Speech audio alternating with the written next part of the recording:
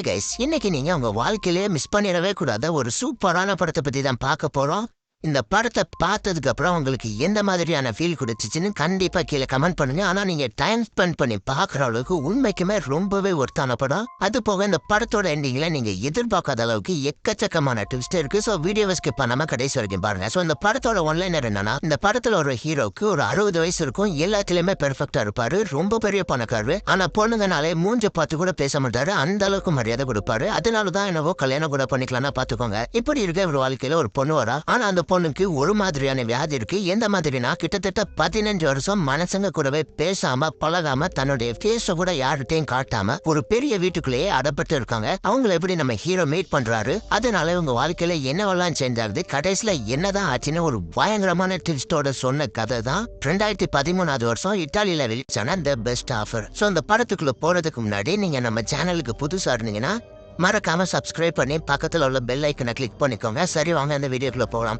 Opening சீன்லயே நம்ம ஹீரோவை காமிக்கிறாங்க. ஒரு ஹை கிளாஸ் பெர்ஃபெக்ட் ஜென்டில்மேனுக்கு எடுத்துக்காட்டா கூட அவரை சொல்லலாம். எப்பவும் கையில ஒரு கிளவுஸ் போட்டிருப்பாரு, அந்த அளவுக்கு சுத்தமா இருப்பாரு. சாப்பிடுற சாப்பாடு கூட ரொம்பவே ஹை கிளாஸா இருக்கும். ஒரு வார்த்தை கூட எக்ஸ்ட்ரா யார்கிட்டையும் பேச மாட்டாரு, அந்த அளவுக்கு டைமுக்கு ரொம்பவே இம்பார்ட்டன்ட் கொடுத்தோம். நம்ம ஹீரோவோட பேரு விர்ஜில் ஓல்ட்மேன். பேருக்கு ஏற்ற மாதிரியே ஒரு 65 வயசு இருக்கும். இப்படி இருக்கிறவரு என்ன வேலை பாக்குறான்னு தானே நீங்க நினைக்கிறீங்க. சொந்தமா ஒரு ஆக்ஷன் ஹவுஸ் வச்சிருக்காரு, அதாவது ஏலத்துக்கு விடுற வீடு. பழங்காலத்து பொருட்கள்லாம் எங்க வீட்டுல நிறைய இருக்கு, அதை பார்த்து நல்ல ரேட்டுக்கு வித்து கொடுங்கன்னு சொன்னா அவர் டீமை கூட்டிட்டு அந்த வீட்டுக்கு போய் எல்லாம் ஒரிஜினலான்னு செக் பண்ணிட்டு எவ்வளவு ரேட்டுக்கு இதெல்லாம் போகணும் ஒரு ஃபைல் மாதிரி ரெடி பண்ணி அவருடைய ஆக்ஷன் ஹவுஸ்ல இந்த பழங்காலத்து பொருட்கள்லாம் வாங்குறதுக்குன்னே ஒரு தனி கூட்டமே இருப்பாங்க. அவங்க கிட்ட நல்ல ரேட்டுக்கு வித்து கொடுப்பாரு. ஸோ இதுதான் இவருடைய மெயின் பிசினஸ். இப்படி இருக்க அந்த பழங்காலத்து பொருட்கள்ல ஏதாவது பொண்ணுங்க பெயிண்டிங் வந்துச்சுன்னா மட்டும் அவரை ஃபோர்ஜரி பண்ணி வாங்கியிருப்பாரு. எப்படின்னா, இவர் பேர் தான் பில்லி. நம்ம ஹீரோக்குன்னு இருக்கிற ஒரே ஃப்ரெண்ட் இவர் தான். இவர் அந்த ஏலம் இடும்போது அந்த கூட்டத்துக்குள்ளேயே உட்காந்து கரெக்டா பெயிண்டிங் வந்துச்சுன்னா மட்டும் எவ்வளவு செலவு பண்ணியாவது நம்ம ஹீரோக்காக எல்லாருக்கூடயும் போட்டி போட்டு வாங்கி கொடுப்பாரு. அதுக்கு அவரே வாங்கிக்கலாம் நீங்க நினைக்கலாம். ஆனா இவ்வளவு பெயிண்டிங் இவர்கிட்ட இருக்கிறது யாருக்குமே தெரியக்கூடாதுன்னு நினைக்கிறாரு. அது போக பொண்ணுங்க கிட்டையும் பேச மாட்டாருல, அப்புறம் எதுக்கு இவ்வளவு பெயிண்டிங்னு நீங்க தப்பா நினைச்சிடக்கூடாது. அவர் வீட்டுல ஹேண்ட் க்ளோஸ் வச்சிருக்கிற ஒரு கபோர்டு பின்னாடி ஒரு சீக்ரெட் வால்ட் மாதிரி இருக்கு. அங்க இது வரைக்கும் ஒரு வாழ்நாள் ஃபுல்லா கலெக்ட் பண்ண எல்லா பெயிண்டிங்கையும் சும்மா செதுக்கி வச்சிருக்கிறாரு. பாக்குறதுக்கே வேற லெவல்ல இருக்கும். எல்லாமே பொண்ணுங்க இருக்கிற மாதிரியான பெயிண்டிங் தான். சும்மா அதை பார்த்துக்கிட்ட மனுஷன் ஜாலியா ரிலாக்ஸ் ஆகுறது தான் இவருடைய பொழுதுபோக்கு. அதனாலதான் என்னமோ இவர் இன்னுமே கல்யாணமே பண்ணிக்கல போல. ஒரு பெரிய விஷயம் என்னன்னா, இப்படி ஒரு ரூம் இருக்கிறது யாருக்குமே தெரியாது, அவர் ஃப்ரெண்டான பில்லிக்கு கூட. இப்படி இருக்க ஒரு நாள் நம்ம ஹீரோவுக்கு ஒரு கால் வருது. அட்டன் பண்ணதான் அந்த சைடுல இருந்து ஒரு பொண்ணு பேசுறாங்க. அவங்க பேரு கிளாரி பட்டன். இந்த மாதிரி எனக்குன்னு ஒரு தனி வீடு இருக்கு, அதுல பழங்காலத்து பர்னிச்சர்ல இருந்து பெயிண்டிங் வரைக்கும் எல்லாமே இருக்கு, அதை நீங்க வந்து பார்த்து கரெக்டான வேலையை சொல்லணும்னு சொல்றா. அப்படின்னா நான் எங்க டீம்ல இருந்து ஒரு அசிஸ்டன்ட் அனுப்புறேன்னு ஓல்டுமன் சொன்னதும், இல்ல நீங்க தான் வந்து பார்க்கணும், எனக்கு வேற யாரு மேலே நம்பிக்கை இல்லை, அது போக எங்க அப்பா சாகிறதுக்கு முன்னாடி நீங்க வந்து பார்த்தா தான் கரெக்டான வேலையை கொடுப்பீங்கன்னா அப்படி இப்படின்னு சொல்றான். இவரும் சரின்னு சொல்லிட்டு அடுத்த நாள் அந்த வீட்டை பார்க்க தனியா போறாரு. பாக்குறதுக்கு ரொம்பவே பழங்காலத்து வீடு மாதிரியான்னு தெரியுது, ஆனா வீட்டுக்குள்ள யாரும் இருக்கிற மாதிரி தெரியல. கதவு வேற பூட்டி இருக்கு. சோ இவரும் கதவை தள்ளி பாக்குறாரு, பட் திறக்கிற மாதிரி தெரியல. அது போக மழை வேற பெய்யற மாதிரி இருக்கு. அதனால பக்கத்துல இருக்கிற ஒரு டீ கடையில வெயிட் பண்ணி பாக்குறாரு, பட் யாருமே வர்ற மாதிரி தெரியல. அதனால பயங்கர கோபமா அங்க இருந்து கிளம்பிடுறாரு. சோ அடுத்த நாள் அதே பொண்ணு கால் பண்ணதும் அட்டன் பண்ணி 36 வருஷம் எக்ஸ்பீரியன்ஸ்ல 40 நிமிஷத்தை நான் என் வாழ்க்கையில வேஸ்ட் பண்ணிட்டேன், அதுவும் உங்களால பயங்கரமா திட்டுறாரு. இல்லங்க, வர்ற வழியில ஒரு சின்ன ஆக்சிடென்ட், அது போக உங்க நம்பர் வர என்கிட்ட இல்ல, அதனாலதான் உங்களை கான்டெக்ட் பண்ணி சொல்ல முடியலன்னு சொன்னதும், என் பர்சனல் நம்பரை நான் யார்கிட்டயுமே கொடுக்க முடியாது, நீங்க தயவு செஞ்சு இப்ப கால் கட் பண்ணிருங்க, இனிமேல் எனக்கு கால் பண்ணிடாதீங்கன்னு கோபமா காலை கட் பண்ணிடுறாரு. சோ கொஞ்ச நேரம் கழிச்சு அவருடைய அசிஸ்டன்ட் இவருடைய ரூம்க்கு வந்து கிளாரி பட்டன் கால் பண்ணிருக்காங்க. ரொம்பவே அழுகுறாங்க, ஏதோ ஆக்சிடென்ட் ஆயிடுச்சு, அதான் உங்களை வந்து பார்க்க முடியல, ரொம்பவே சாரி கேட்கறாங்க, உங்ககிட்ட பேசணும்னு சொல்றாங்கன்னு சொன்னதும், சரி அப்ப கால் கனெக்ட் பண்ணி விடுன்னு அவருடைய அசிஸ்டன்ட் கிட்ட சொன்னதும், இங்க இவருக்கு கால் கனெக்ட் பண்ணி விடுறான். மறுபடியும் இவர்கிட்ட சாரி கேட்கறா, பிளீஸ் நாளைக்கு வந்து பாருங்கன்னு சொன்னதும், இந்த வாட்டி நான் வர மாட்டேன், என் அசிஸ்டன்ட் தான் அனுப்புவேன்னு சொல்லிட்டு போனை கட் பண்ணிடுறேன். ஸோ அடுத்த நாள் மறுபடியும் அதே வீட்டுக்கு போய் பார்க்க போறாரு. இந்த வாட்டி கதவு மட்டும் திறந்திருக்கு, பட் யாரையுமே காணோம். இவர் பயங்கரமா டென்ஷன் ஆகிறாரு. அப்ப அந்த வீட்டுல இருந்து ஒரு வேலைக்காரன் வரா. நீங்க தான் ஓல்டு மேன் அனுப்புன அசிஸ்டன்டானு இவரை பார்த்து கேட்கும்போது, இவரும் ஆமான்னு சொல்லிட்டு கிளாரி பட்டன் வரதா சொன்னாங்க. அவங்க வரலையான்னு கேட்கிறாரு. இல்லங்க, அவங்களுக்கு ரொம்பவே உடம்பு முடியல, அதனாலதான் என்ன அனுப்பி வச்சாங்கன்னு அந்த வேலைக்காரன் சொல்லும்போது, ஓல்டுமேன் பயங்கர கோவமாகி அவங்கள நல்ல உடம்பு பார்த்துக்க சொல்லுங்க, ஆனா அடுத்த வாட்டி எனக்கு கால் பண்ண சொல்லிடாதீங்கன்னு வேகமாங்கிறது கிளம்பும்போது, கொஞ்சம் வெயிட் பண்ணுங்க, ஒரு வாட்டி வீட்டை சுத்தி மட்டும் பாருங்க, உள்ள இருக்கிற பொருட்களுக்கு எவ்வளவு மதிப்புன்னு பார்த்து மட்டும் சொல்லுங்க, நாளைக்கு கிளாரி பட்டன் வந்துருவாங்கன்னு சமாதானப்படுத்தி ஓல்டுமேனை வீட்டுக்குள்ள கூட்டிட்டு போறாரு. வீடும் பயங்கர பெருசா இருக்கு, கொஞ்சம் பெயிண்டிங்கும் இருக்கு. ஒவ்வொரு ரூமா செக் பண்ணிட்டு போகும்போது கடைசியா பேஸ்மெண்ட்டுக்கு வராங்க. அங்கேயும் கொஞ்சம் வேல்யூபிளான திங்ஸ்லாம் இருக்கு. அது போக அந்த ரூம்ல ஒரு கியர் யூனிட் மாதிரி வித்தியாசமா ஒரு ஆப்ஜெக்ட் கீழே கிடக்குது. அது அந்த வேலைக்காரனுக்கே தெரியாம அவருடைய பாக்கெட்ல எடுத்து போட்டுக்கிறாரு. அடுத்த சீன்ல அவர் எடுத்துட்டு வந்த கியர் யூனிட் அவருக்கு தெரிஞ்ச ஒரு கடையில கொடுத்து செக் பண்ணி பார்க்க சொல்றாரு. அவன் இந்த மாதிரியான எலக்ட்ரிக்கல் அயானிக் ஒர்க்ல எல்லாம் மிகப்பெரிய எக்ஸ்பர்ட். இவன் பேரு தான் ராபர்ட். ரொம்பவே முக்கியமான கேரக்டர், நோட் பண்ணி வச்சுக்கோங்க. இந்த கியர் யூனிட்டை பார்த்ததும் இது ஏதோ பெரிய பொருளோட சின்ன பார்ட்னு மட்டும் தெரியுது, பட் என்னன்னு எனக்கு தெரியல. இதே மாதிரி இன்னும் நிறைய பீஸ் அங்க கடந்தா எடுத்துருவாங்க, நம்ம ஈஸியா கண்டுபிடிச்சிடலாம். பட் இப்போ இது என்னன்னு தெரியலன்னு சொல்லிடுறான். இருந்தாலும் இது என்னன்னு கண்டுபிடிக்கணும்னு ஆர்வம் மட்டும் ஓல்டுமேனுக்கு குறையவே இல்லை. அங்க கட் பண்ணா நம்ம ஓல்டு மேன் ஆக்சன் ஹவுஸ்ல பெரிய பெயிண்டிங்லாம் ரிசர்ச்சுக்கு வந்திருக்கு.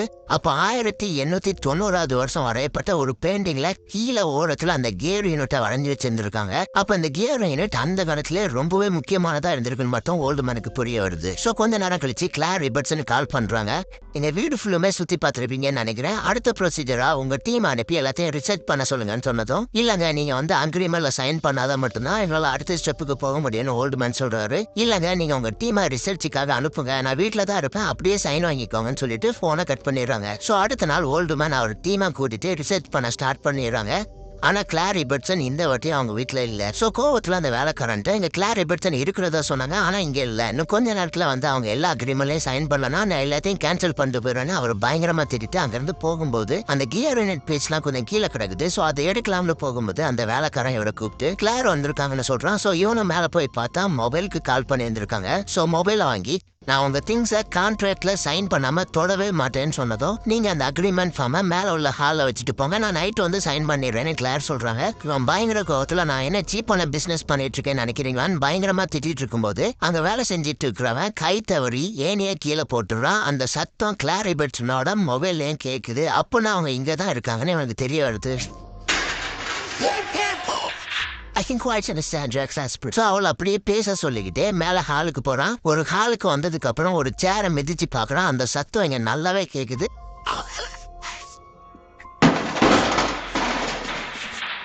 சோ அந்த பொண்ணை இந்த ரூம்குள்ள தான் எங்கேயோ இருக்காங்கன்னு ஓல்டு மேனுக்கு புல்லுமே டவுட் வந்துருது. நீங்க இங்க தான் இருக்கீங்களா, எதுக்கு இந்த மாதிரி சீப்பான கேம்ல விளையாண்டுட்டு இருக்கீங்கன்னு பயங்கரமா அவளை திட்டும்போது, நான் எல்லாமே உங்களுக்கு டீட்டெயிலா இன்னைக்கு நைட் சொல்றேன்னு போனை கட் பண்ணிடுறா.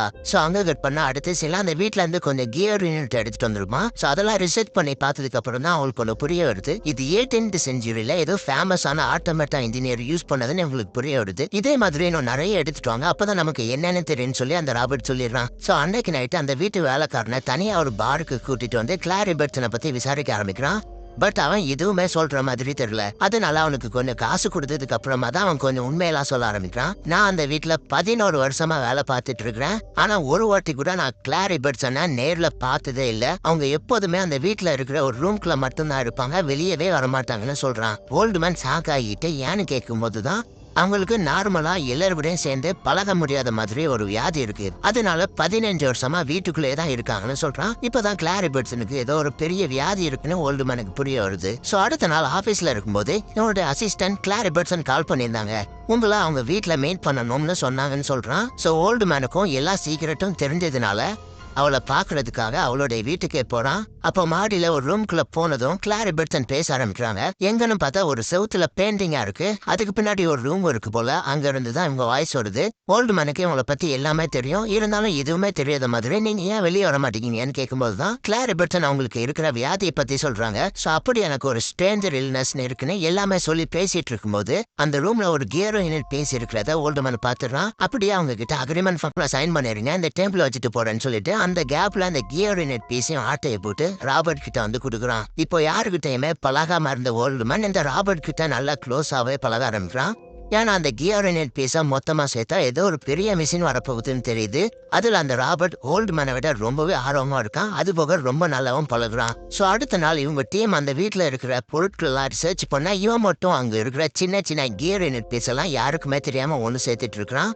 அப்ப அந்த வேலைக்காரன் ஓல்டு மேன் கிட்ட கிளார் ரிபர்ட்சன் உங்களை கூப்பிடுறாங்கன்னு சொன்னதும் இவனும் அவங்க இருக்கிற ரூமுக்கு போய் என்னன்னு கேட்கும்போது அந்த அக்ரிமெண்ட் ஃபார்ம்ல சைன் போட்ட ஃபைல் எடுத்துக்கோங்கன்னு சொல்றாங்க. அதுவும் அந்த கதவுக்கு கீழே இருக்கிற சின்ன கேப் வழியா அனுப்புறாங்க. சோ அதை எடுத்து செக் பண்ணிட்டு இருக்கும்போது பர்சனல் டீடைல் மட்டும் ஃபில் பண்ணாம இருக்கும். சோ அதை பத்தி கேட்கும்போது என் பாஸ்போர்ட்ல இருந்து எடுத்துக்காங்கன்னு அதே மாதிரி அவ பாஸ்போர்ட்டையும் அனுப்புறா. ஆனா அது எக்ஸ்பைரி ஆகி பல வருஷம் ஆகுது. இருந்தாலும் அதுல உள்ள இன்ஃபர்மேஷனை மட்டும் ஃபில் பண்ணிட்டு அவங்க மேல பாவப்பட்டு இந்த வியாதிக்காகலாம் நீங்க ஒரு ரூம்லயே அடைப்பட்டு இருக்காதீங்க, வெளியே வந்து எல்லார்கிட்டையும் சபதமா பழகுங்க அப்படி இப்படின்னு கிளாருக்கு அட்வைஸ் பண்ணிட்டு இருக்கும்போது நீங்க எதுக்கு உங்க மண்டையில டை அடிச்சிருக்கீங்க, ஃபர்ஸ்ட் உங்க ஓன் ஹேரே நீங்க நம்ப மாட்டேங்க, நீங்க எதுக்கு எனக்கு அட்வைஸ் பண்ணிருங்கன்னு பயங்கரமா அசிங்கப்படுத்திடுறா. இதனால பயங்கரமா கோபமாகி அந்த ஃபைலை அப்படியே தூக்கி போட்டு அங்கிருந்து கோபமா வெளியே வந்துட்டு இருக்கும்போது அந்த வேலைக்காரன் இவங்கிட்ட வந்து மண்டையில இருந்து என்னுடைய ஒர்க் ஸ்டாப் ஆகுது, அப்புறமா அந்த வீட்டு சைடு கூட நான் வரமாட்டேன், அதனால இந்த வீட்டுக்கு நீங்க வச்சுக்கோங்க, மறுபடியும் ஏதாவது இன்ஸ்ட்ரக்ஷன் வர்ற மாதிரி இருந்தா உங்களுக்கு யூஸ் ஆகணும் கிளாரி பெட்சன் அவங்ககிட்ட கொடுக்க சொன்னாங்க, ஒருவேளை நீங்க வந்தீங்கன்னா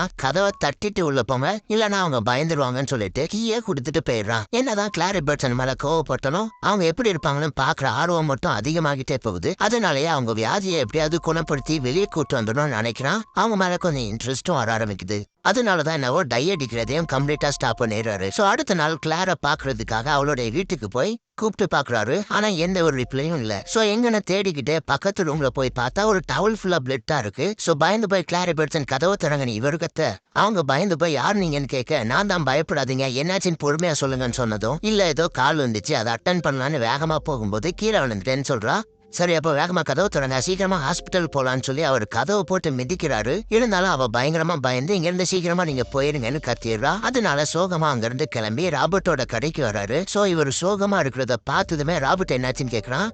யாரையுமே நம்பாம இருந்தவர் இப்போ ராபர்ட் கிட்ட நல்லா க்ளோஸா பழகுனதுனால இது வரைக்கும் நடந்த எல்லாத்தையுமே அப்படியே சொல்லிடுறாரு. சோ அங்க கட் பண்ணா அடுத்த சீன்ல ஓல்டுமேன் அவர் பெயிண்டிங் ரூம்ல டைம் ஸ்பெண்ட் பண்ணிட்டு இருக்கும்போது கிளாரி பெட்சன் கால் பண்றாங்க. நான் இந்த மாதிரி ஹார்ஷா பேசினதுக்கு மன்னிச்சுக்கோங்க, தலையில கொஞ்சம் அடி, அதனாலதான் என்ன பண்ணணும்னே தெரியல, ஆனா இப்போ பரவாயில்ல, நீங்க எனக்காக பண்ணதுக்கெல்லாம் ரொம்பவே தேங்க்ஸ் அப்படி இப்படின்னு கொஞ்ச நேரம் பேசுறாங்க. சோ அடுத்த நாள் ஓல்டுமேன் கிளாரி பெட்சனை பாக்குறதுக்காக அவங்க வீட்டுக்கு வந்து கொஞ்ச நேரம் அப்படியே பேசிட்டு சரி நான் கிளம்புறேன் உங்களை அப்புறமா மீட் பண்றேன்னு சொல்லிட்டு கதவு கிட்ட வந்ததும் இவ்வளவு பார்க்கணும்ன்ற ஆர்வம் முத்தி போய் கதவு க்ளோஸ் பண்ற மாதிரி க்ளோஸ் பண்ணி வெளியே போற மாதிரி அந்த ரூம்குள்ளேயே ஒரு ஸ்டாச்சு பின்னாடி ஒளிஞ்சிக்கிறான். இப்பதான் அந்த படத்திலேயே கிளாரி பெட்சனை ஃபர்ஸ்ட் டைம் காட்டுறாங்க. பாக்குறதுக்கு வெள்ளையா ரொம்பவே அழகா இருக்காங்க. சோ கொஞ்ச நேரம் அப்படியே அந்த ஸ்டாச்சு பின்னாடி இருந்து பார்த்துட்டு அவங்களோட மொபைலுக்கு இவனே கால் பண்ணி அவங்க உள்ள போனதும் இந்த கேப்பை யூஸ் பண்ணி வெளியே போயிடுறான். கடைசியா ஒரு வழியா கிளாரி பெட்சனை நம்ம ஓல்டுமேன் பார்த்துட்டாரு. அதே டைம்ல ராபர்ட்டோட கடைக்கு வந்ததுமே அந்த கியர் நெட்ல பாதி ஒண்ணு சேர்த்து பார்த்தா ஒரு மினி ரோபோட் மாதிரி இருக்கு. இது 18th செஞ்சுரியில ஒரு ஃபேமஸ் இன்ஜினியர் இதை கான்ட்ராக்ட் பண்ணிருக்காங்கன்னு மட்டும் உங்களுக்கு தெரியுது. சோ இன்னும் கொஞ்சம் பீஸ் தான் தேவை. அதனால இப்படியே அந்த கிளாரி பெட்சன் வீட்டுக்கு போறதும் அங்க இருந்து மீதி பீஸ் எல்லாம் தேடி எடுக்கிறதுமா பண்ணிட்டு இருக்காரு. ஒரு நாள் ஒரு ஃபிளவர் பொக்கையோட கிளாரி பெட்சனோட வீட்டுக்கு போய் ஹாப்பி பர்த்டே கிளார்னு சொல்றாரு. ஆனா அவங்க நீங்க கொடுத்த டாக்குமெண்ட்லாம் ரீட் பண்ணி பார்த்தா அதுல நீங்க எல்லாமே உங்களுக்கு சாதகமா போட்டிருக்கிறீங்க, நீங்க என்ன ஏமாத்த நினைக்கிறீங்க அப்படி இப்படின்னு பயங்கரமா ஓல்டுமேனை திட்டு. அதுக்கு ஓல்டுமேன் ஆமா ஏழை விடும்போது ஸ்டார்டிங்ல கம்மியா தான் பிரைஸ் வைக்கணும், அது போக போக தான் இன்க்ரீஸ் ஆகும், ஏன் மேல நம்பிக்கை இல்லாம இப்படி எல்லாம் பேசினதுக்கு அப்புறம் எனக்கு ஒன்னும் அவசியம் இல்லைன்னு சொல்லி அந்த ஃபிளவர் பொக்கையை அப்படியே பிச்சு போட்டுட்டு அங்கிருந்து கோவமா கிளம்பிடுறாரு. சோ இதை நினைச்சு சோகமா ஒரு ஒயின் ஷாப்ல இருந்து சரக்கு அடிச்சிட்டு இருக்கும்போது கிளாரி பெட்சன் கால் பண்றாங்க. அழுதுகிட்டே நடந்த எல்லாத்துக்குமே சாரி கேக்குறாங்க. என் பர்த்டேக்கு யாருமே விஷ் பண்ணது கிடையாது, இருந்தாலும் நீங்க விஷ் பண்ணீங்க ஆனா நான் உங்களை ஹேட் பண்ணிட்டேன்னு ரொம்பவே சாரி கேக்குறாங்க. சோ உடனே மறுபடியும் அவங்க வீட்டுக்கு போய் ஓல்டுமேன் நிறைய அட்வைஸ் எல்லாம் பண்ண ஆரம்பிக்கிறாரு. நீங்க கொஞ்சம் கொஞ்சமா வெளியே வந்து எல்லாரு கூடயும் பேச ட்ரை பண்ணுங்க, இப்பெல்லாம் நிறைய ட்ரீட்மெண்ட் வந்துருச்சுன்னா அப்படி இப்படின்னு கொஞ்சம் ஆறுதலா பேசிட்டு அங்கிருந்து கிளம்பும் போது மறுபடியும் அந்த ஸ்டாச்சு பின்னாடி ஒளிஞ்சிக்கிறாரு. சோ அவளும் வெளியே வரா. அவளை அப்படியே பார்த்துக்கிட்டே இருக்கும்போது திடீர்னு இவருடைய போனை தெரியாம கீழே போட்டுறாரு. இதனால சத்தம் கேட்டதுனால ரொம்பவே பயந்து போய் இங்க யாராவது இருந்தீங்கன்னா தயவு செஞ்சு வெளியே போயிருங்கன்னு கத்திக்கிட்டு அந்த ரூம்குள்ள போய் கதவை முடிக்கிறாங்க. இந்த கேப்ல ஓல்டுமேன் அங்க இருந்து வெளியே வந்துடுறாரு. ஆனா பயங்கர குற்ற உணர்ச்சியில ஃபீல் பண்ணிட்டு இருக்கும்போது இவங்களுக்கு கிளாரி பெட்சன் கால் பண்றாங்க. அட்டன் பண்ணதும் என் வீட்டுல யாரோ இருக்காங்க சீக்கிரமா வாங்க, எனக்கு ரொம்பவே பயமா இருக்குன்னு அப்படி இப்படின்னு அழுதுகிட்டே பேசுறாங்க. இவரும் வெயிட் பண்ணுங்க நான் உடனே வரேன்னு சொல்லிட்டு மறுபடியும் அவளுடைய வீட்டுக்கு போறாரு. இவர் வந்ததுக்கு அப்புறமும் கிளாரி பெட்சன் யாரோ வீட்டுக்குள்ள இருக்காங்க அவங்கள போக சொல்லுங்க, எனக்கு ரொம்பவே பயமா இருக்குன்னு அழுகுறாங்க. சோ இவ்வளவு பயந்ததுனால இவரே ஒத்துக்கிறாரு. நான் தான் ஒளிஞ்சிருந்தேன், உன்னை பார்க்கணும்னு எனக்கு தோணிக்கிட்டே இருந்துச்சு, அதனாலதான் அந்த ஸ்டாச்சு பின்னாடி ஒளிஞ்சிருந்தேன்னு எல்லா உண்மையும் ஒத்துக்கிறாரு. கிளாரி பெட்சன் பயங்கர கோவத்துல இங்க இருந்து தயவு செஞ்சு வெளியே போயிருங்க, எனக்கு உங்ககிட்ட பேசவே பிடிக்கலன்னு பயங்கரமா கத்திடுறாங்க. இதனால பயங்கர சோகத்துல அங்கிருந்து வெளியில போகும்போது இங்க இருந்து போகாதீங்கன்னு ஒரு சத்தம் வருது. யாருன்னு பார்த்தா கிளாரி பெட்சன் தான் ஃபர்ஸ்ட் டைம் வெளியே வந்து ஓல்டுமேனை மீட் பண்றாங்க. அப்படியே ஓல்டுமேனும் கிளாரி பெட்சன் போய் பேசுறாங்க. அப்படியே சீனும் அடுத்த சீன்ல இது எல்லாத்தையுமே ராபர்ட் கிட்ட சொல்றாரு. சோ அவனும் அவங்க உங்களை மட்டும்தான் ரொம்பவே நம்புறாங்க. இது மூலமா நீங்க அவங்களை கொஞ்சம் கொஞ்சமா வெளியே வர வச்சு அவங்கள கியூர் பண்ண ட்ரை பண்ணுங்கன்னு நிறைய அட்வைஸ் பண்ணிட்டு ராபர்ட் ரொம்ப பெரிய பிளே பாயின்றதுனால முடிஞ்ச அளவுக்கு நிறைய சர்ப்ரைஸ் பண்ணுங்க, அது அவங்களுக்கு ரொம்பவே பிடிக்கும்னு ஐடியா கொடுக்குறான். அப்புறமா சொல்லவா வேணும், ஓல்டுமேன் பெரிய பணக்காரன்றதுனால பயங்கரமா செலவு பண்ணி அவளுக்கு ட்ரெஸ்ல இருந்து எல்லாமே வாங்கி கொடுத்து பயங்கரமா அழகு பாக்குறான். முடிஞ்ச அளவுக்கு அவளை வெளியே கூட்டிட்டு வர ட்ரை பண்றான். பட் அவங்க இன்னுமே பயந்துகிட்டே தான் இருக்காங்க. ஓல்டுமேனுக்கு என்னன்னா எப்படியாவது அவங்கள வெளியே கூட்டிட்டு வந்து அவங்கள கம்ப்ளீட்டா கியூர் பண்ணணும்னு நினைக்கிறான். கிளார் எபர்ட்சனுக்கும் அவளை இவ்வளவு கேர் பண்ணிக்கிறதுனால ஓல்டுமேன் மேல கொஞ்சம் பாசம் ஆட ஆரம்பிக்குது. இப்படியே நாட்களும் கொஞ்சம் ஓட ஆரம்பிக்குது. கிளார் கூடவே ஓல்டுமேன் அவ வீட்லயே நிறைய டைம் ஸ்பெண்ட் பண்றாரு. இந்த சைட்ல ராபர்ட்டும் அந்த ரோபோட்டை மேக்ஸிமம் கம்ப்ளீட் பண்ணிடுவான். கடைசியில் அதுல வைக்கிற ஸ்கின் மட்டும் தான் தேவைப்படும். அந்த ஸ்கின் எல்லாமே இவளுடைய ரூம்ல தான் இருக்கும். அதையும் ஓல்டுமேன் நோட் பண்ணி வச்சுக்கிறாரு. இப்படி இருக்க ஒரு நாள் கிளார் எபர்ட்சனை பாக்குறதுக்காக நைட் டைம்ல வரும்போது ஒரு 3 பேரும் சேர்ந்து இவரை பயங்கரமா அடிச்சுட்டு இவர்கிட்ட இருக்கிற காஸ்ட்லியான பொருளெல்லாம் தூக்கிட்டு போயிடுறாங்க. சோ பயங்கரமா அடிபட்டதுனால இவரால் எந்திரிக்க கூட முடியல.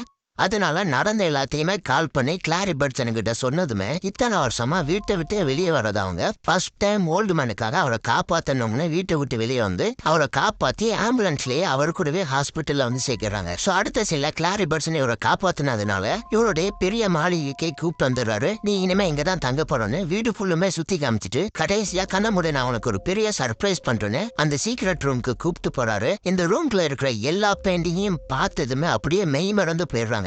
இவ்வளவு சீக்கிரட்டா வச்சிருந்ததை என்கிட்ட சொல்லிருக்கியான்னு ரொம்பவே சந்தோஷமாயிடுறாங்க. சோ அன்னைக்கு நைட்டு இது ஒரு பார்ட்டி மாதிரி செலிப்ரேட் பண்றாங்க. யாரு கூடமே பழகாம நம்பாம இருந்த ஓல்டுமேனுக்கு இப்போ ஒரு தனி ஃபேமிலியே கிடைச்சிருச்சு. அந்த சந்தோஷத்திலேயே அடுத்த வாரம் லண்டன்ல எனக்கு ஒரு ஆக்சன் இருக்கு, அதுதான் என்னுடைய கடைசி வேலையே. சோ அதுக்கப்புறம் நான் ரிட்டையர்ட் ஆகிடுவேன்னு ஒரு அனௌன்ஸ்மெண்ட் பண்றாரு. சோ அடுத்த வாரம் அவருடைய கடைசி ஆக்சனும் வந்துருது. சோ ஸ்டேஜுக்கு போறதுக்கு முன்னாடி கிளார் கிட்ட கால் பண்ணி பேசிட்டு இருக்கிறாரு. இந்த மாதிரி நீயும் வந்திருந்தா நான் இன்னமே சந்தோஷமா இருந்திருப்பேன்னு சொல்லும்போது எனக்கும் வரணும்னு தான் ஆசை, ஆனா டிராவல்னா எனக்கு சுத்தமா பிடிக்காது. அது போக அங்க நிறைய லவுட் இருப்பாங்கன்னு பேசிட்டு இருக்கும்போது அவரை ஸ்டேஜுக்கு கூப்பிட்டுறாங்க. சோ இவரும் கால் கட் பண்ணிட்டு ஸ்டேஜுக்கு போய் அவருடைய கடைசி ஏலத்தையும் சக்சஸ்ஃபுல்லா முடிச்சிடுறாரு. கடைசி ஏலம்ன்றதுனால அப்ப அவருடைய ஃப்ரெண்டு பில்லி அவர்கிட்ட வந்து பேச ஆரம்பிக்கிறாரு. இதுக்கு மேல என்னால உனக்கு பெயிண்டிங் எல்லாம் வாங்கி தர முடியாதுன்னு நினைக்கும் போது எனக்கு ரொம்பவே ஃபீல் ஆகுது. உன்னை ரொம்பவே மிஸ் பண்ண ஓல்டுமேன், உனக்கு பெயிண்டிங் ரொம்பவே பிடிக்கும்ன்றதுனால கூடி சீக்கிரம் நான் உனக்கு ஒரு பெயிண்டிங் கிஃப்ட் பண்ணுவேன்னு சென்டிமெண்டா பேசுறாரு. ஓகே, சோ அங்க கட் பண்ணா ஓல்டுமேன் வீட்டுக்கு வந்ததுக்கு அப்புறம் கிளார் எபர்ட்சனை வீடு ஃபுல்லா தேடுறாரு. பட் அவங்க வீட்டுல இருக்கிற மாதிரி தெரியல.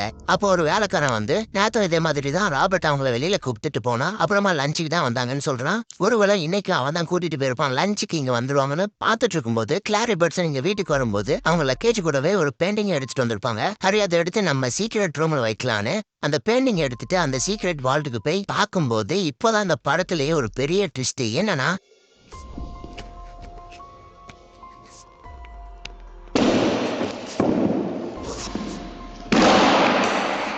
வாழ்நாள் ஃபுல்லாவே கஷ்டப்பட்டு சேர்த்து வச்ச ஒரு பெயிண்டிங் கூட அங்க இருக்காது.